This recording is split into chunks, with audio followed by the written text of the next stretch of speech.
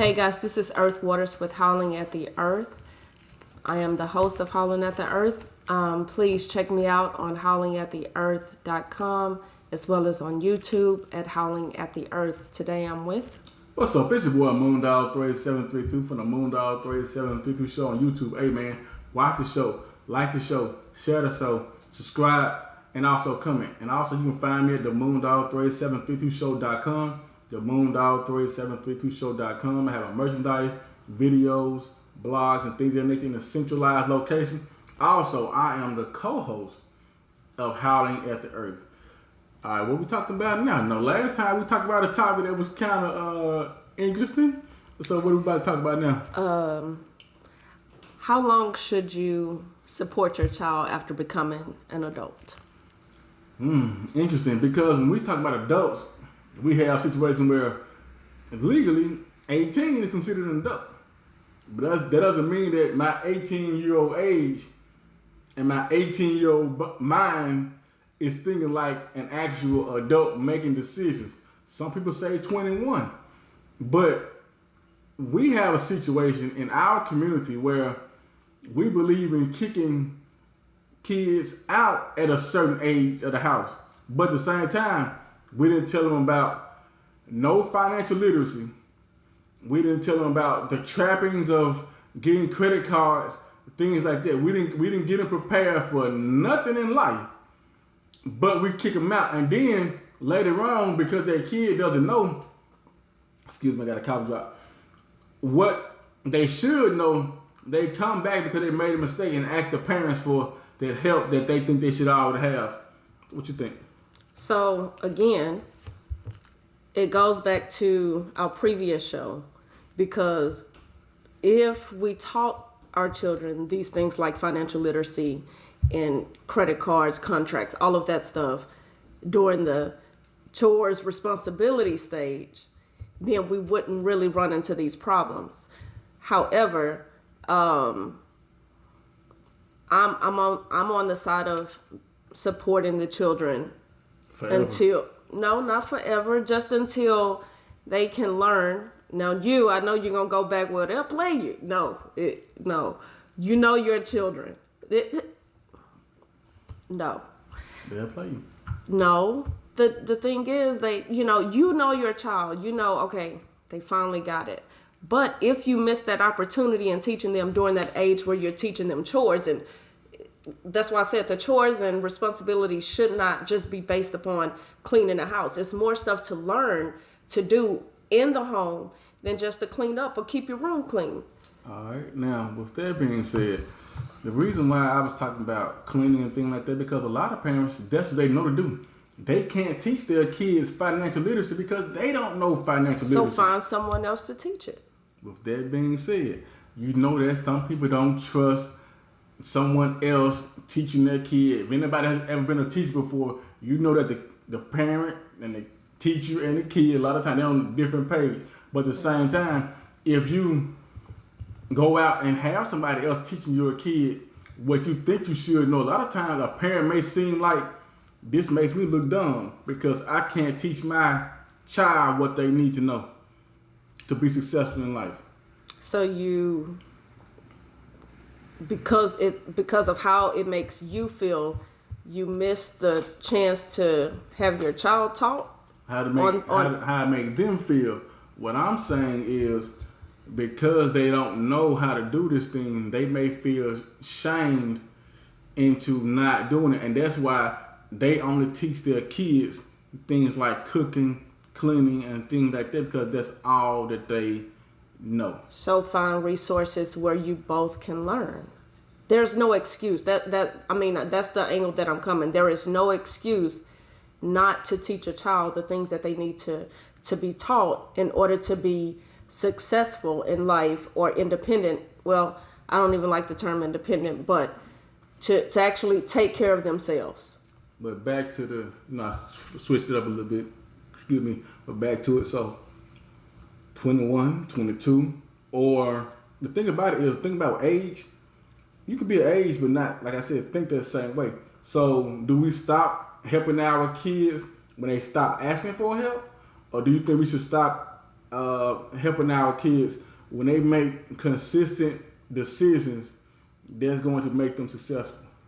I believe it should be like a winning process where, you know, at the age of 18, of course, some have it all together, and then you have some that's not. So 18, you're kind of, you know, like, okay, yeah, I got your back on this. I'll support this.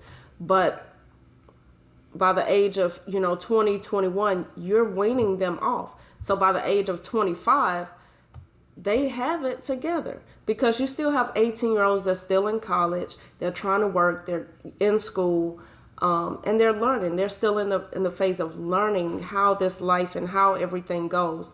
So you don't just leave them and say, hey, figure it out, especially if you haven't taught them. Now, if you have taught them and you know you have taught them, then there is no excuse that you can't go out into a world and be great. But we know that's not always the case with young adults. See, some people, when they say, well, 18, then 19, then 20, then 21, some people see it like, okay, it's 1 year, then it's 2 years, then 3 years. But some people may see that's 365 days. This is another 365 days. This is another 365 days that I'm going to have to help my child.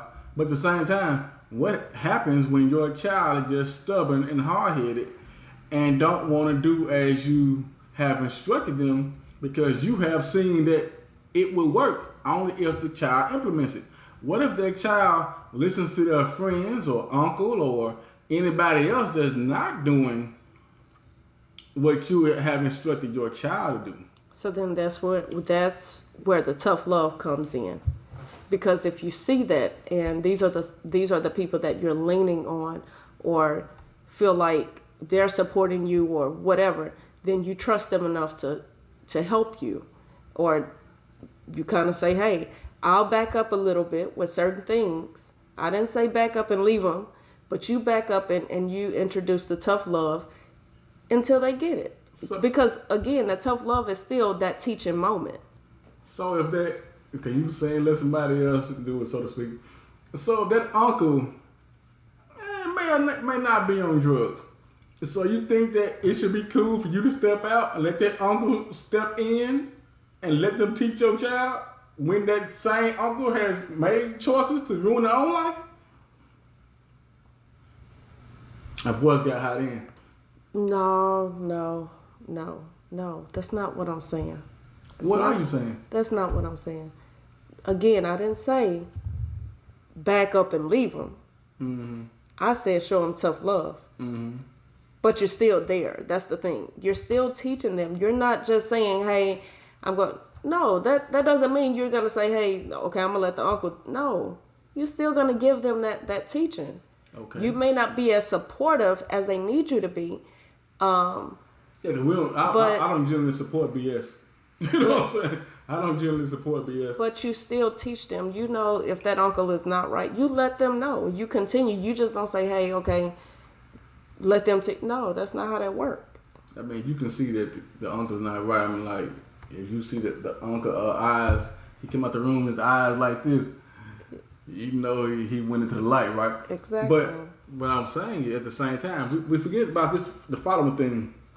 Because parents sometimes compete, well, kids sometimes compete with their parents. What happens when the child moves out before the age 18 or into age 18 and the relationship with the parent and the child has already been strained at an early age? Is it upon that parent because they see their kid is hard-headed and don't want to listen? Does that parent still sit around and wait around in the back, so to speak, waiting for their child to reach out? Or does the parent reach out first? The parent should reach out first. At the end of the day, you're the parent. You're the adult, you're the parent, and but the child is grown at 18. That's your child. So if it comes to that, as a parent, you reach out, and maybe the child has moved on or whatever, but you're still there waiting or still there prepared to whenever that child comes back to say, hey, because they're gonna come back. That's the thing. That it's going to resurface some way. Is that the prodigal son story? No, it's just reality. The son messed up all that time. Then later he come back all humble after life and beat his butt. Exactly. It's gonna resurface. We know everything makes a 360. Everything. I don't know about that. It does. But as far as the boomerang goes, I don't know, because I think that, hey man, if I'm giving you all this advice and I'm telling you, hey man, I can help you get this done, I can help you get that done, we get you on your own business, because that way you don't have to worry about doing this and that and that and that. But then you, or as a child, they negate all that or turn down all of the help that would help them be their own person and be independent, so to speak. But if you have a business, you're still dependent on people to come in to frequent your business. So if you've been trying bam, bam, bam amount of years, at what point do you wash your hands? But you'll probably say never. Never. When it comes to your child, never. Never. See that? So the child that cuss you out, the child that said all kind of things about you outside of the home, that you doing this, you doing that, and you're still expected to help that child after the child has made it. We know that a child has made it abundantly clear that they can't stand you. It's something called forgiveness. I've heard about it. Because think about it, and this will be, we'll talk about it. But think about if a person held everything that you done wrong in your life against you, would that be cool? But that'll be on another show. Cause me being me, I just wouldn't fool with that person. I just keep on living life. I go on another vacation. We're talking about how long should you support your child after? Forever? Forever, ever? Ever? No. No. Not at all. How long should you support your child after becoming an adult? After that child becomes an adult? I think if you've helped that child, you've been getting that child actual life lessons, then the time will be shorter. But at the same time, if you didn't get that child any life lessons, you may feel responsible, we talking about responsibility, to make sure that child gets those same lessons later in life that they didn't get early in life.